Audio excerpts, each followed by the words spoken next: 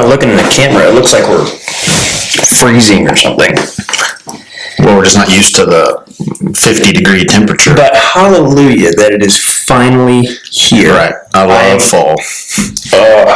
Wonderful time of year, everyone. Learn to enjoy it. If you're cold-blooded like us, these are the days that we thrive. I'm just happy not to sweat 24 hours a day. There's no AC in the facility. Dude, I'm sorry. Dude, AC makes you weak. Yeah. All right. So welcome back to the Silver Belt Podcast, everybody. I'm Colton, your host, I guess. James. Jimmy Ogle sitting next to me today. We are going to cover some more questions. These are actually questions that we didn't get to the very first time that we had our question podcast where we're answering questions. As always, if you are somebody who has questions, or you have a question you want answered, you want something better clarified, or something for us to discuss topic-wise here on the podcast, by all means, reach out to us. silverboltpodcast@gmail.com. Would love to interact with you guys. And, hopefully even... Sorry, I'll shut that off. And hopefully even... answer a question and make something make sense for you a little bit. So today, honestly, we decided to jump back into these because we didn't have anything prepared. And they're fun. They bring up good conversation, and these are good questions. And most of the questions that you'll see when we get into them here are topics that you've probably heard about, and maybe you have a general idea of what the answer is, or maybe you don't fully understand why. Hopefully we'll be able to provide a little bit of clarity on that. Yeah. But these are things that people want to know about. There's a good chance that you've talked about them. So let's learn them. Okay. So a lot of these questions I have written down verbatim. I'm not going to repeat them word for word, but we're going to essentially cover what the question was gearing towards and kind of go from there. So the first one was regarding testosterone. I've gotten a lot of questions about testosterone. Like, if you guys haven't done a testosterone podcast yet, we have not dedicated an entire podcast to it. It would probably need to be something that we dedicated a series to. Yeah. There's a lot of information there. But the thing that the question was geared towards, how can I build that as a male? I didn't get the age. Mm-hmm. But as a male, how can I build testosterone in a natural way without supplementation? Well, that's kind of a tough question. You, at a certain age, like mid-30s, your testosterone is going to start to decline. So assuming that you're going to build it or have more free test available is kind of misleading. And there's all kinds of different research out on this specific topic. But it all comes down to, all individuals or males need to have an adequate amount of free test available that then can be, synthesized for your body to use hormonally. And if you're not doing the things necessary, if your body is robbing that to deal with stress, we've talked about that in pretty great length in other podcasts, that whole, pregnenolone steal, you're not going to have it available. So the things that come to mind to me, if you want to harness and have as much testosterone available for just life, not even talking about fitness, but fitness can be a part of it. Healthy food, like always, adequate rest, adequate vitamin D exposure, and then lift heavy things. Yeah. And that's pretty much it. Sleep. Adequate rest. Okay, adequate rest. I was thinking more recovery on that. So, I'm not the testosterone guru or hormones, so to speak. I know just enough to keep me dangerous. But the biggest thing that I notice, especially for guys as we age, we're always trying to find, natural testosterone boosters and supplements. What are your thoughts on testosterone supplements? I think there are some adaptogenic type herbs and other supplements that what that means, those kind of supplements work with your body, meaning they're not going to provide like a surplus of whatever, and then if you start to take it away, that it's no longer there, and then it's not doing what it's intended to do. It's not trying to replace something as much as trying to help. Yeah, thanks. Right. And an adaptogenic type herb supplement, whatever, they're working with the lack of in a natural way to help your body, again, kind of have that buffer in which it can utilize the free testosterone better. The goal is to figure out, why is testosterone low? Because, again, as we age, it is going to continue to decrease. So we need to keep it as high as possible, first and foremost, not try to just add to it. Yeah, so we're still constantly going back to the why. Why is my testosterone low? What would be some signs, I guess, and this isn't part of the question, I'm just kind of egging on here. What would be some signs of a male with low testosterone? This is going to sound kind of, I don't know, you take it how you want, but if your testosterone levels are at a healthy place, men should have periods in a day where you do feel a little aggressive. I use that in my strength training. Some guys might use it for MMA. So you kind of see that play out, potentially, crime. All right. If there's something going on, like, we're just created to be aggressive at times when needed. You should have a healthy amount of physical strength. If you don't feel strong, if you feel really weak, depressed, whatever, those are probably some indicators that testosterone is low. If you're gaining a lot of body fat in certain areas, man boobs, that is, again, a sign that testosterone is not where it should or needs to be. So that's essentially a sign of higher estrogen levels, right? Yeah. So there's some physical and physiological, signs that you could essentially look to determine those things. But it basically comes down to, and if someone were to ask me what it comes down to, it's do you strength train, do you rest often, and do you eat well? Right. That is the biggest thing, and I know that seems very simple, but those are the things that you can do to keep your testosterone at a healthy level. Now, and this is where my expertise fails. If you're in such a deficit, as far as getting you out of that, that's where I am kind of crossing the boundaries of what I'm able to consultate on. Mm-hmm. It's just, I feel it's not in my realm to coach on that, but I know that if you're lifting heavy weight and you're recovering from lifting heavy weight and you do that on a consistent basis and you try to start figuring out why, for most people, it seems like sleep is the number one crusher of testosterone anyways. Right. Well, people get more sleep and they're like, holy crap, I feel strong. Yeah, the other two things, I didn't mention this, that you're going to know if your testosterone is probably low. Like, if you're tired all the time, more than likely it's low. Or if you have a very low libido. I mean, that's just a pretty, obviously, telltale thing as well. Anyway. Yeah, your sex drive should be, it's a physiological trait that should be normal. Right. And it should stay normal throughout your aging years. Yes. It's not a foreign concept. It doesn't just shut off like you reach this. It shouldn't. Right. It, quote unquote, shouldn't. Yeah. For most, unfortunately, it seems like it does. What about, we'll do one more follow-up question here and then we'll go to the next one. Testosterone needed in women. There is some, this would be a very special case. Like, right. If, and that's where they would need to have like some potential lab work done. You're not going to just tell someone to take that. Some coaches might, especially if it's in a performance realm. I'm not saying that's healthy. I don't agree with that.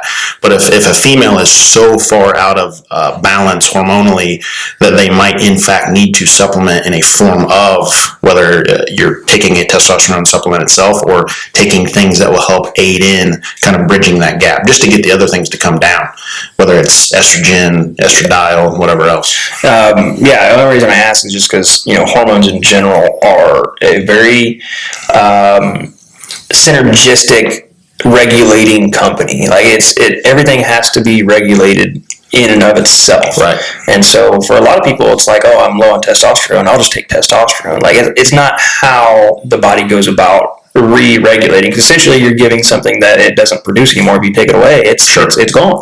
Well, DHEA, that is an anabolic form, a type of hormone that you can take. But the problem with that, individuals were like, well, I'm going to take DHEA because it will help raise this or it will help raise that. The problem with that is if you take it, it might raise your androstenedione, right, testosterone, but it's also going to raise estradiol. right, the pathway will raise both. So if you have an imbalance, you're just raising the imbalance higher. Right. Good. So, good question on the testosterone, and essentially we're just kind of getting towards, what's the best way to build testosterone, and then we furthered on to how would you know that your testosterone is low, and what would you need to do in those cases. So, very good. Moving on. Does ice help healing?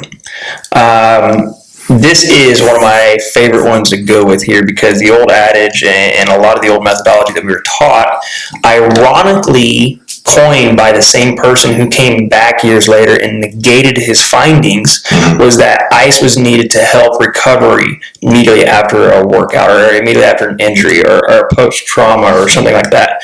And it's simply not the case. Ice does wonders for soreness. Right. Okay, so we need to define the two things you're looking at as far as, are you trying to heal or are you trying to feel better? Okay, because just because you feel better doesn't mean the healing process is completed and that you're done, right? Ice can blunt pain receptors to make things feel a little bit better. But the problem is that when you add ice to an area, let's say that you sprained your ankle. It's the most common case. This is what drives me absolutely nuts at the high school level. Let's say a football player rolls his ankle. The very first thing they're going to do after the game is they're going to cake a bunch of rabbit turd ice on it, wrap it up, and he's going to keep it on there until he falls asleep at night.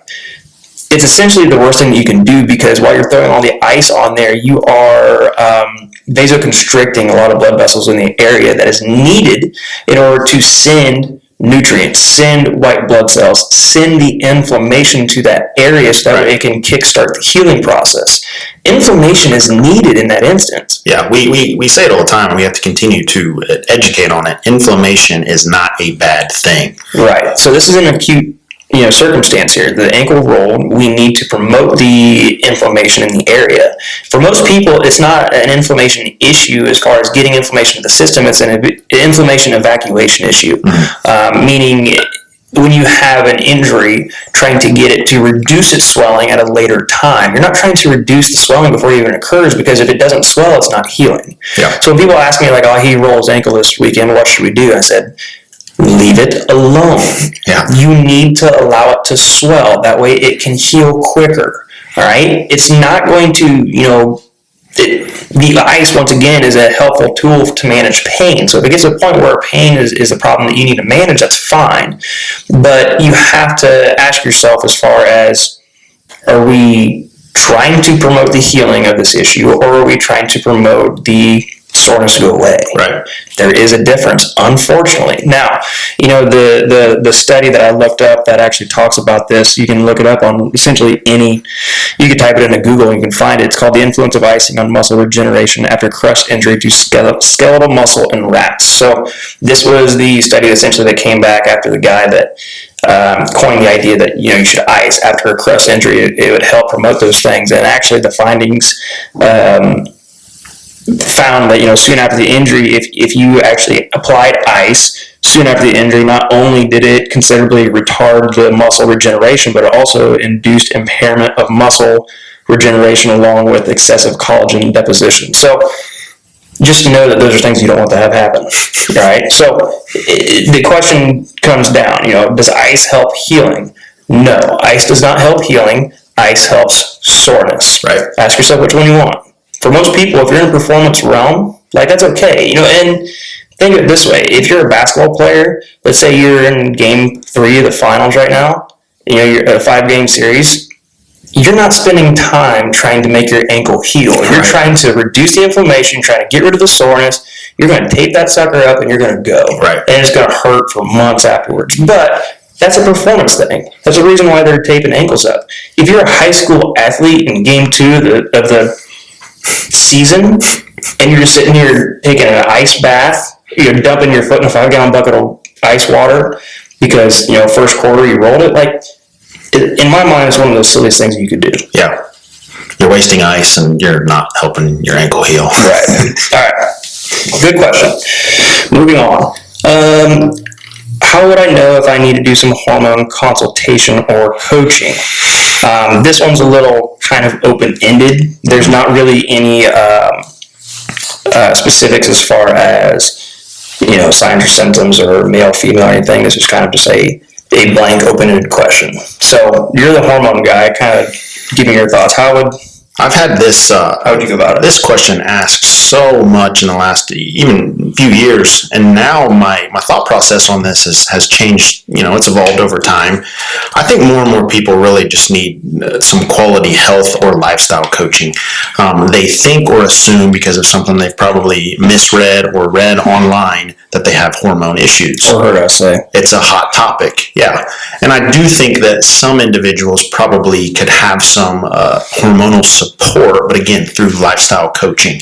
I've only, all of the hormone individuals that I've taken through coaching, I've only had actually, I think, 2 of them do any form of lab testing because their indicators came back, or just through asking them lifestyle questions, knowing that all of the things that they were doing outside of here, okay, you are getting adequate amount of sleep, you are training intensely, and you appear to be recovering somewhat well, your food is on point. I mean, they were doing all the things necessary, and they were still having these issues. So, let's dig a little bit deeper. That's what we're trained to do. Let's work at the most basic level. If that's not good, there's no need to jump to this over here because we have to fix the foundation first and foremost. Well, I think it goes back to the idea that most people would rather be extreme than be consistent. Right.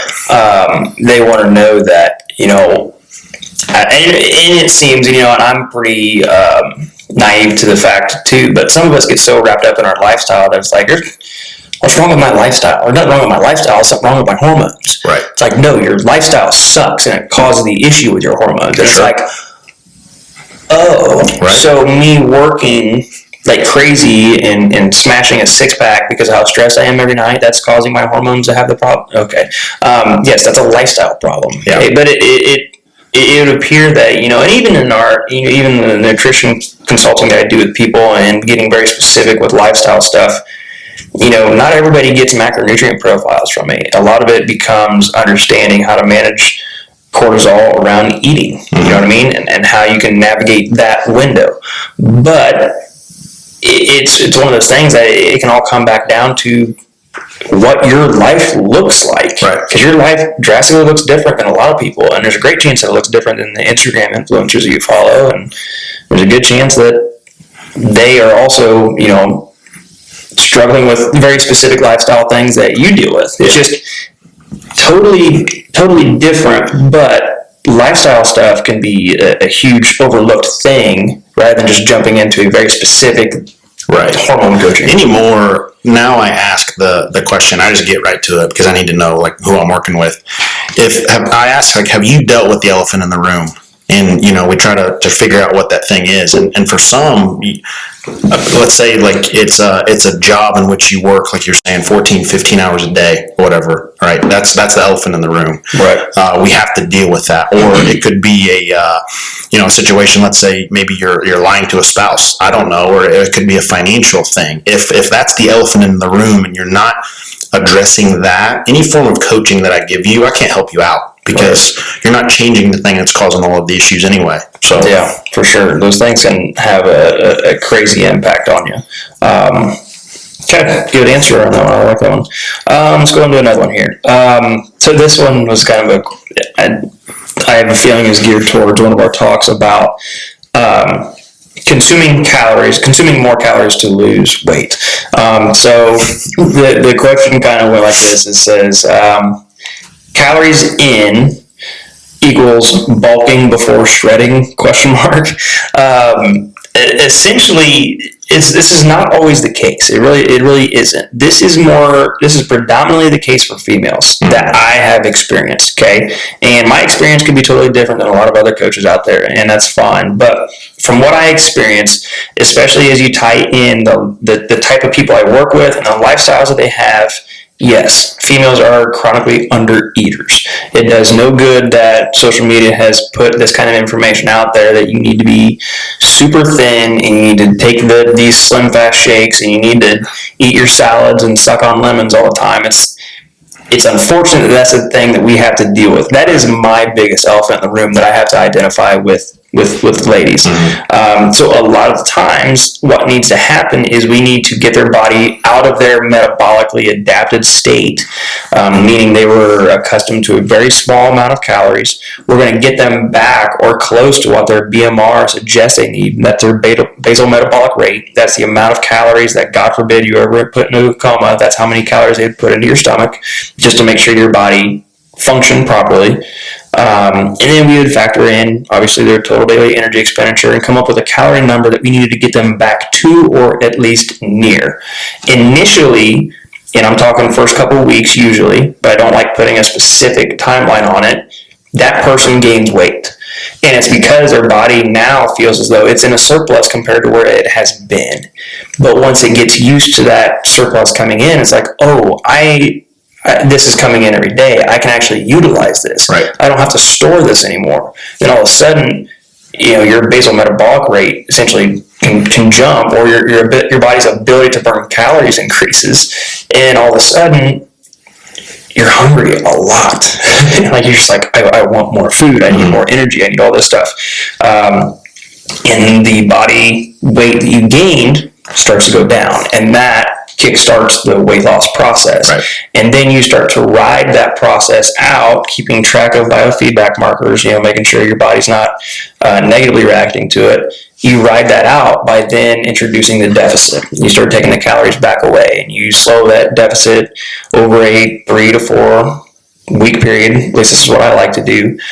I'll initiate certain refeed days where I can essentially allow the body's hunger hormones and insulin and everything an opportunity to kind of get its feet wet, make sure it still does its job, kind of satiate, give a little bit of a mental break, and then it goes right back into the cut. So it's not necessarily for the purpose of bulking. In the concept that I'm talking about it and that we've talked about on the podcast, where I think the whole bulking and shredding thing comes in is, you think about bodybuilding or figure competitors, the goal in their realm is to achieve a very specific aesthetic look on a muscle. Oftentimes, that comes with needing to grow said muscle, right? Especially at a specific time of their training. Then from there, when you're growing muscle, you are on an increased amount of calories. You're in a surplus. You have to be in a surplus to gain muscle. You have to. From there, there's a great chance that you add a little bit of body fat. But that body fat can be easily removed. This is just the undulating periodization of training for bodybuilders. And the diet reflects the type of training that they're doing. So you essentially bulk, and then you cut. Right?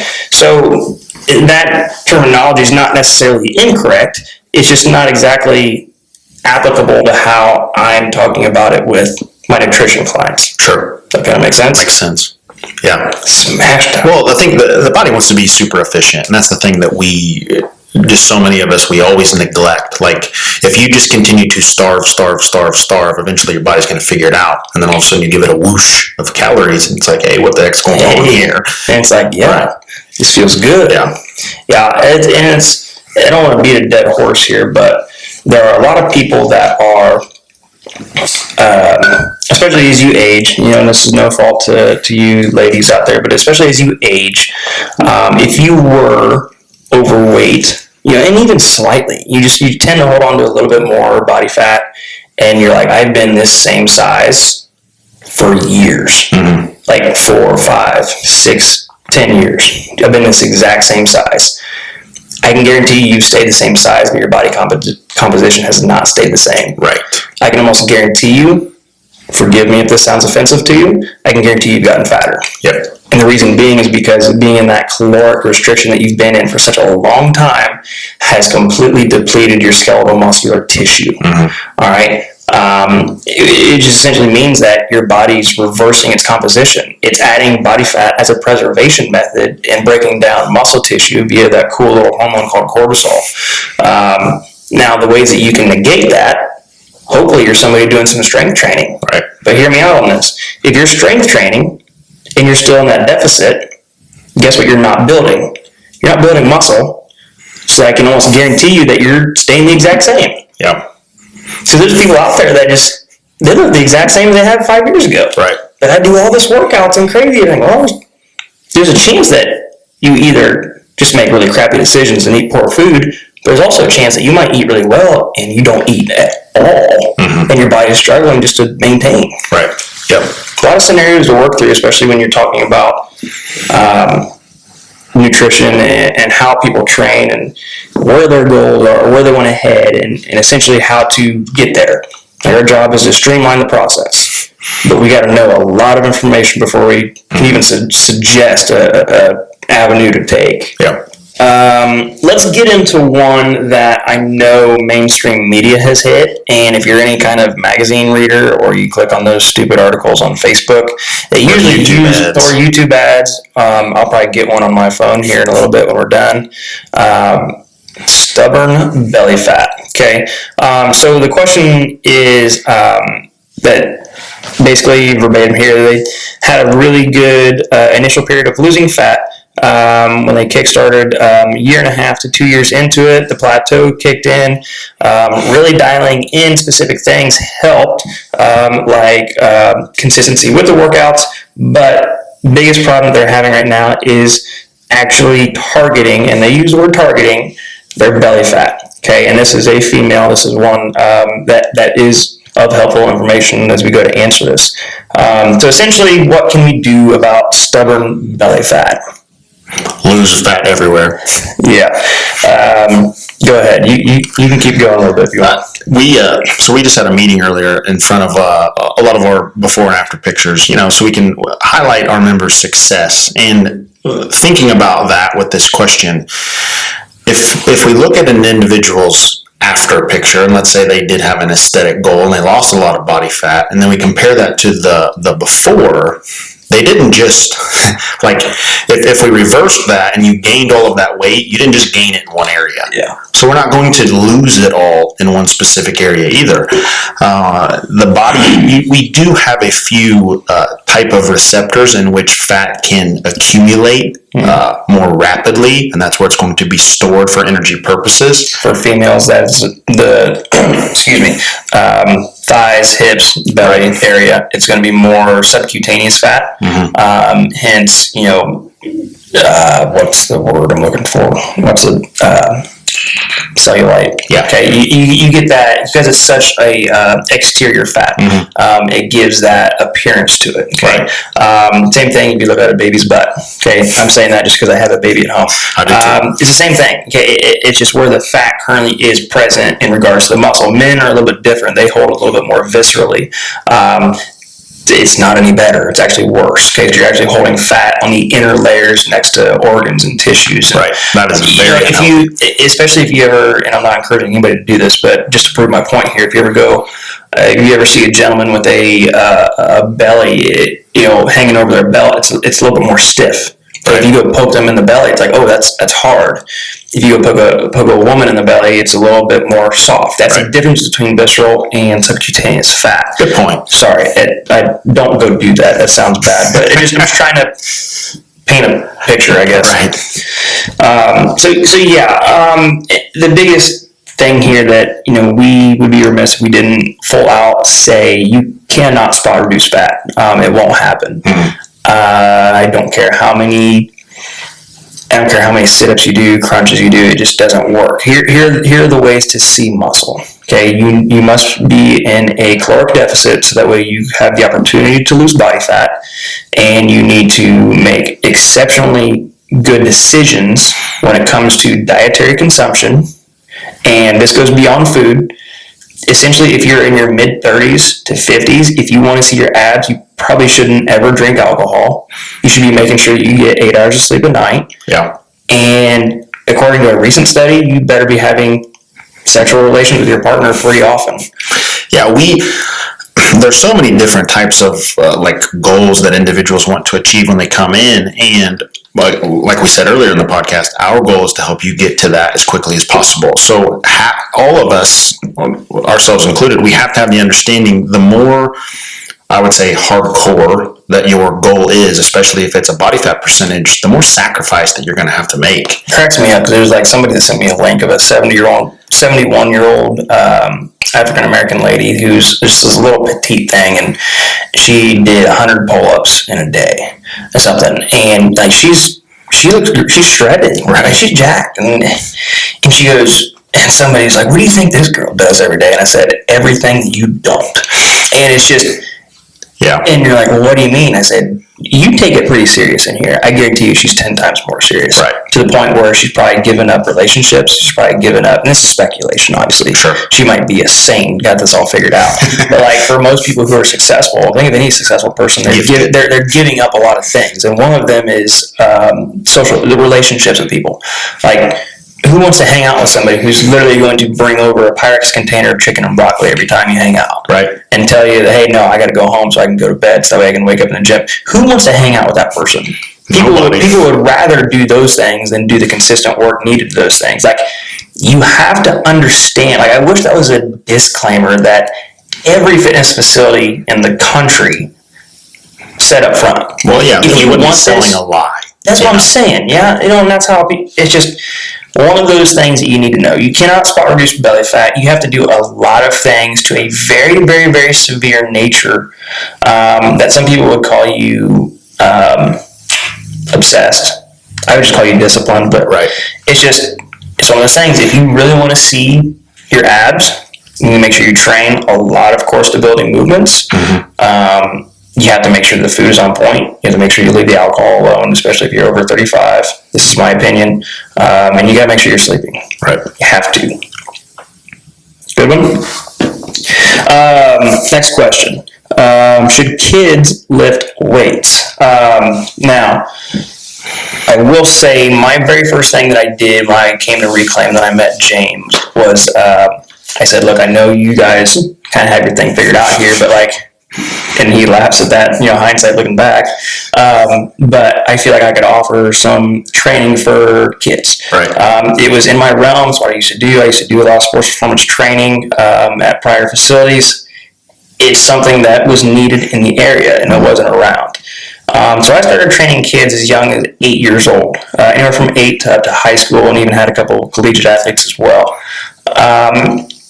I am a firm believer, and studies will back me up on this, that lifting is very safe and very effective for kids during their maturation process. Okay, as they age, it is super beneficial for them. What was the biggest myth? Is that it would stunt your growth or it fracture growth plates or anything? That's such bull crap. And there's been so much literature to back that up. I mean, those things can happen if the kid has a horrible, nutritional foundation. Yeah, there's a lot of variables to consider, though, when you're talking about training kids. One, if your kid is somebody who is overweight, which 2 out of 3 kids are right now, which is unbelievable. Somebody who sits at home, plays video games, does nothing but eat chicken nuggets. He's probably not the kid that you want to go sign up for 3 days a week training an hour with a professional. This is a topic we can talk about it now. In the past, I couldn't have a voice on this because I didn't have children. I do have kids now, and as a parent, it's my responsibility to make sure that my kid's health is taken care of. Right. And I think you asked the question: should a kid lift weights?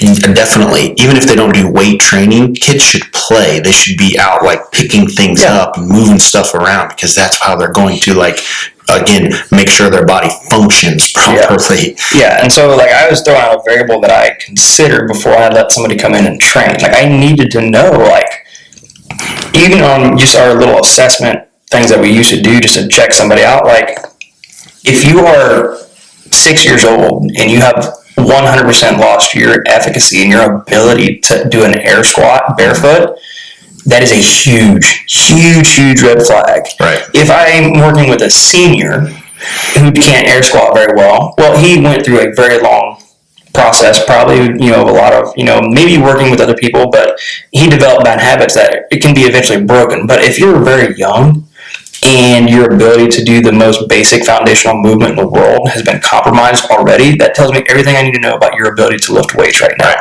It is not safe for you. So I think there's a lot of things you have to consider. I look at maturity as another thing. I coach Olympic weightlifting. Mm-hmm. These are very compound movements. But I started with 3 girls who were 9 years old. Mm-hmm.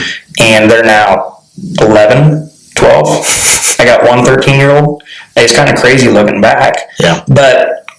And I would never tell this to them to their face, but they were very mature. Right. And what I mean by that is they were able to focus in on what we were doing, and they were able to take in information. And information was very, very simple. It wasn't overly it wasn't like trying to drink water from a fire hose. So everything that we were doing is very controlled, in a very controlled environment. Is very linear in its process, making sure that we were very specific on what we were doing, what the goals were, how the movement was supposed to be done, and we didn't add any complexity where it wasn't needed. 3 years now, we can do anything we want. Yeah. It's just that was a learning curve. But if I were to start anybody off where they are at currently, yeah, it probably wouldn't be a very smart decision. Yeah. So, well, we've had that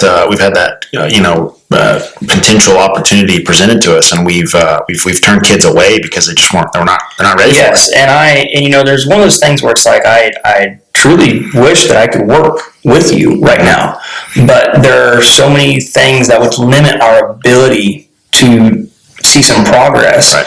And look, I totally, yes, you could come in and we could do nothing for an hour but work on your ankle mobility, but your parents not going to pay for that. Right. You know what I mean? And that's something that needs to happen. So if I can tell you, look, you need to do these things for 2 months, then come back and maybe we can do some things, I would 100% do that. It's not going to help the athlete, it's going to help the parent out as well. So we've been in those situations. Yes, we believe kids should lift. The biggest thing is you need to find a qualified individual to teach your kids. Mm-hmm. I am frightened to the fact that all high school strength coaches are the ones that are usually teaching a kid how to lift when they get into high school. Don't get me wrong. There are a lot of great things that are taught in the high school setting, in the cage of the dungeon, if you will, of weightlifting. But there's a clear disconnect of a lot of the bigger schools, the 5A, 6A schools that are able to afford quality strength coaches, right, versus the lower tiered schools that are having the history teachers, who is also the janitor, who's also the football coach, be the strength coach. That's a problem. That's a huge problem in my mind. Well, it's just, it's not safe for the kids. We don't need to elaborate. So I do believe that weight training is very safe for kids. They should lift. They should lift in a controlled environment with somebody who knows what they are doing and who has proven success with other kids. Right. Not just wins in a win column. Okay? One thing you didn't mention, I'm going to bring it up. We also have to take into account the maturity of the parent. I think at times the parent wants things more for the kid than the kid actually wants for themselves. So that's kind of something we wrestle around with too. Like, does your kid really want to be here, or do you want your kid to be here? Yes, that's a huge point, because at the end of the day, and there are, I get there's a stubborn age range, especially when you get with boys, you're talking about boys, but at the end of the day, if it's not going to be beneficial to him or her, or him as far as the athletes go, like, what exactly are we accomplishing on a productive front here? Mm-hmm. And it's just, it's one of those things that doesn't come up all that often, but there are a lot of people who would rather go spend a ton of money to make their kid the next LeBron James.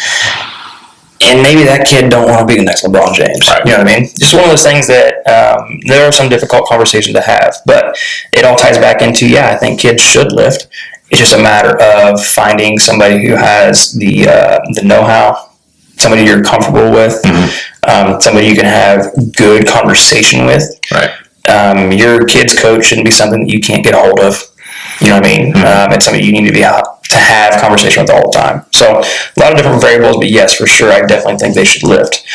How are we doing on time? Oh, we got some time. Let's see here. What's the next one we got? Stretching before workout. Should we stretch before workouts? Most of us typically do body weight movements or foam rolling, but what about actual stretching? So, are we talking strength training? Didn't mention. I would. So once again, we like to make things more complicated than it needs to be. To answer the question straight up, I would say no. And the reason being is because I would consider that you're doing a strength training or you're doing a sport. Okay. So when you're stretching, so let's think of the most basic stretch in the world. Let's say you're doing a seated hamstring stretch. The sit on the ground, reach forward, touch your toes thing. When you are actively trying to lengthen the muscle doing this passive stretch, you are essentially trying to teach your receptors in your muscles to kind of relax. Okay, kind of relax tension, relax elasticity within the muscle. In a strength or performance setting, that elasticity is very beneficial to you. It helps with a lot of, you think of people who jump really, really high. They need a tremendous amount of muscle elasticity as well as obviously muscle contraction and strength, but that elasticity really helps with that rebound effect, essentially to load and then unload and jump and apply force into the ground. So generally, I'm not a huge advocate of stretching in a static sense before training or before sports. Right. But with that being said, I think there's a place for it, for sure. I think back in when I was doing football at college, we would definitely have a cool down static stretch that we would do with a partner after every practice, every game, every, training session. We never did any static stuff at the beginning. It was all dynamic, meaning we were moving around, trying to get warm rather than just staying in place. You know what I mean? I think if there are certain problem areas on your body, right, that's the point. It can be beneficial. Mm-hmm. So let's say you're somebody with tight hamstrings. I think it can be beneficial to static stretch before training as long as the area is warm. So what does that look like? It's not, I'll tell you what it's not first. It's not walking into the gym, grabbing a foam roller, and just sitting on your hamstring while you drink your pre-workout. That's probably texting. That's probably not going to do it. But let's say you got on a bike for 10 minutes. You developed a sweat. Your body's heart rate increased a little bit. Your thermic effect rise, giving your muscles an opportunity to pump blood and nutrients through it. Then you sit on a foam roller, or you sit on a Nova ball or whatnot, and you isolate that specific area and you roll around it and you start to focus on it. Then it might have a little bit better application and it could help you in your performance later. But I think overall, just for warming up, I'm not a big static stretch. And there's some, I think, who posted that the other day? I don't think it was Travis Match. It was somebody else. Somebody else posted something the other day that... It was the squat doctor. Is it him? No, it wasn't Horseshit. There was somebody that posted the other day. There is some literature that supports both ways, but right. I'm speaking a little bit more out of experience that I've dealt with personally as well as how I've implemented things. So if you're talking about stretching before workouts, especially with the population and the demographic that we're talking to right now, I would say not. Yeah. Well, it's just if you're coming in for a workout, like let's just use our facility for example. If we're going to squat on that day, we're going to warm up to get ready for the squat. If we're going to bench press that day, we're going to warm up to get ready for the bench press. Now, post training, now we can do some things to help the body recover a little bit better. Yeah, I think of the warm-ups that we do for our large group classes here. We don't do any static stretching in our warm-ups. They are dynamic by nature. And it will isolate unilateral movements. Like we'll do single leg RDLs, body weight style. We'll do single leg glute bridges, but we're not. I think today we did some adductor rock backs. So we were targeting the inner thigh, the groin, the adductor, but we weren't statically stretching. We would lean into the stretch to kind of develop that dynamic sequence, and then we would relax out of it, and we'd come back to it. So it was almost don't take it as a ballistic style stretching where you just kind of like bounce up and down. It was a gentle glide into it, right. Activate, pull out of it. So anyways, it's a good question though. It's not one that we've had to answer in a long while. Some of these questions we kind of take for granted because we're just like, well, that's obviously you don't do that. But right. These are good questions, so it kind of keeps us sharp. So I like that one. We got a little bit, let me double check my time. We got about 9 minutes. Let's get another one. I'm assuming that this question came from somebody who is not a member of our facility, which some of these do, but we do get a lot of questions from members. I only know because I know their email address. Free weights or machines for weight loss. So I'll let James take a lot of this, but just so you know, if you were to ever walk in the doors of Reclaim, and not to throw our name in a hat with CrossFit, but just so people could understand visually. Our gym looks like a CrossFit gym. Definitely. We don't have any machines here. Hell, we don't even have we don't even have rotors anymore. Yeah. With bikes, we do have the cable for the lat pull down, right? We can rig up some weights, and then we have the lever arms on the big power rack. Yeah. That's about it. Yeah. So yeah, free weights or machines. First, it's going to always come back to food. You know, we're not going to just focus on the training.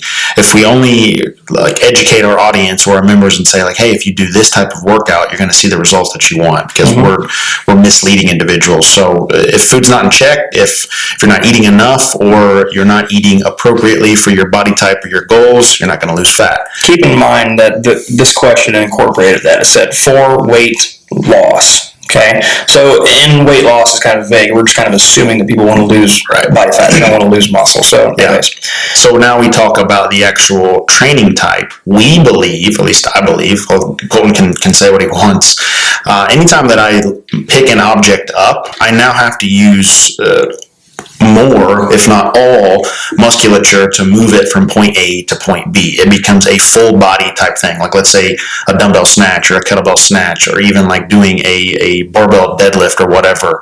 There's a lot more that is going to go into that process, especially with your core, as opposed to sitting on a machine where I am isolated, or I'm isolating a specific muscle group to perform the exercise at hand. For sure. I hold the same stance here. The thing that it comes down to, excuse me, thing that it comes down to here, if you're trying to lose weight, you're trying to burn the most amount of calories as possible. Okay, that's going to come from working large muscle groups. Okay, and making sure that you have compound movements, which means multiple joints. Okay, so you think of a squat being multiple joints working versus a leg extension for your quads. Okay, so you have one that's going to require a ton of energy demand. You want to be doing more of those movements, okay, because that's going to require a lot more energy. On the other side of it, you can do a squat with a barbell, and you could also do a squat on a Smith machine. If you don't know what a Smith machine is, it's basically a barbell that's on two rods that guide it to make sure you don't lose stability. Right. You will burn more energy doing the free weight because of the needed ability of stabilizer muscles to promote core activation and hip activation and stability within joints, rather than having those training wheels on your back when you're doing it on a Smith machine. Does that mean that it's wrong? No, this is just the application that we do. I've seen plenty of people lose a lot of weight on machines. Right. I really do. This is our teaching application. Sure. And it's the one that we're comfortable with. I tell all new individuals now, when I sit down with them, I said, we want to help you be better at life. And more than likely, being able to utilize your body better in space is going to help you be a lot more functional. There's a lot more functionality with free weights. You know what I mean? I could put you in a machine dungeon and make you lose a lot of weight, but you might just walk outside and slip on the ice and break your hip. Sure. But there's a lot of studies that kind of show the type 1 fibers that essentially are built in the legs. And one study, I can't remember this off the top of my head, they were twins from Minnesota. One was a truck driver, one was a marathon runner. And they essentially tested their fiber types, between fast twitch and slow twitch muscle fibers, and one was doing the running and the other one was doing nothing but sitting and then doing the machine work. And essentially the guy that didn't lift and just did the running had the type 1 fibers, or the fast twitch muscle fibers, at such a higher rate than what the brother did, and that just kind of occurred over time.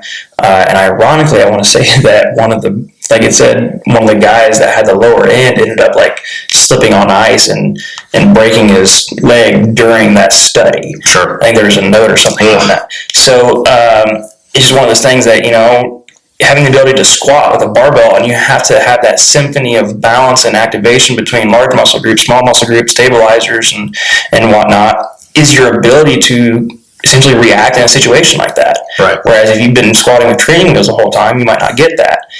Here's the best way that I can paint a picture for people who really understand and grasp this idea that free weights, in my mind, are going to make you stronger, and they're also going to allow you to burn more calories. And what you do with those two tools is completely up to you and your goal. Mm-hmm. But think of somebody who squats 500 pounds, and think of somebody who can do a leg press 500 pounds. There's a great chance that the guy who can squat 500 pounds can also do the leg press. For sure. but there's also a great chance that the guy that can do the leg press can't do the squat. Yeah. And that's what it is in general. Mass moves mass, and that's great, but you have to be working directly against gravity with the instability factor in there. Yeah. And so that's why you walk into our gym, you'll see nothing but free weights.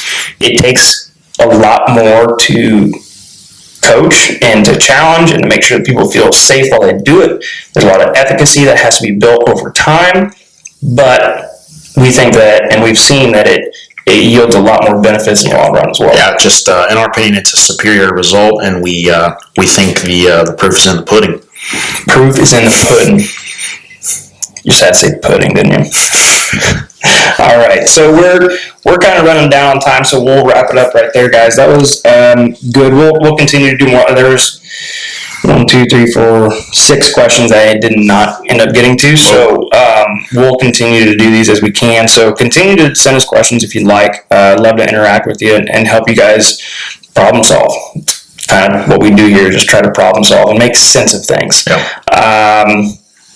Cool news, next week we'll have Brandon back on for part 2. He's scheduled to come on for part 2, and we'll talk about a handful of cool things. And then the week following, we're going to have another podcast with an individual who's kind of a personal experience individual, and we'll kind of break down some scenarios with her and kind of talk about her story and how it worked, exactly what they were doing. And they're a remote client, not somebody in our facility. So, you got anything you want to add on this question series? That was pretty good. No. It's about time to train. I'm getting hungry since you said pudding. Yes, by all means, guys.